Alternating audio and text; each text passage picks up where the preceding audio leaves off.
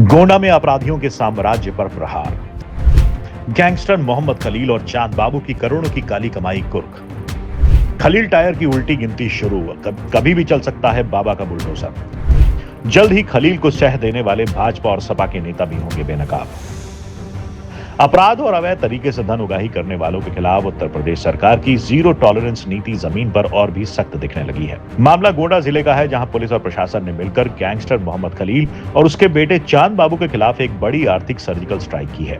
जिलाधिकारी गोंडा के कड़े रुख के बाद भूमाफिया पिता पुत्र की अवैध रूप से अर्जित की गई 52,42,632 रुपए की चल संपत्ति को कुर्क कर लिया गया है। ये कार्रवाई गैंगस्टर एक्ट की धारा 14(1) के तहत की गई है। पुलिस की जांच में ये साफ हो गया कि मोहम्मद खलील और चांद बाबू ने समाज में भय व्याप्त कर धोखाधड़ी और जालसाजी के जरिए बैंक खातों में मोटी रकम जमा की थी। अब एचडीएफसी और बैंक ऑफ इंडिया के उन खातों पर ताला लग चुका है जहां ये काली कमाई छिपाई गई थी। भूमाफियागिरी का पारिवारिक बिजनेस अब प्रशासन के रडार पर है। रिपोर्ट के अनुसार मोहम्मद खलील एक संगठित गिरोह का सरगना है, जिसमें उसका बेटा चांद बाबू सक्रिय सदस्य के रूप में काम करता है।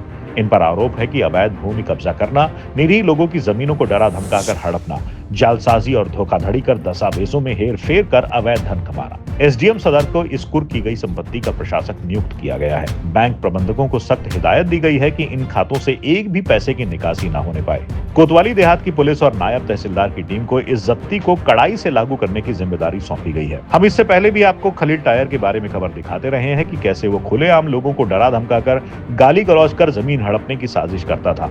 अपने गैंग की मदद से ये लोगों को कानूनी जाल में फंसाता था। उसके बाद कुछ सफेद पोश लोगों की मदद से फंसे हुए व्यक्तियों की जमीन को औने पौने दाम में हड़प लेता। ये तब बेखौफ था कि खुलेआम फोन पर लोगों को हाथ पैर तोड़ डालने की धमकी भी देता था। खलील पर लगभग 1 दर्जन से अधिक मुकदमे दर्ज हैं। बहरहाल अब प्रशासन और पुलिस की कार्रवाई इस भूमाफिया पर शुरू हो चुकी है और ऐसा माना जा रहा है कि खलील और चांद बाबू के द्वारा अवैध खड़ी गई बिल्डिंगों पर बाबा का बुलडोजर चल सकता है।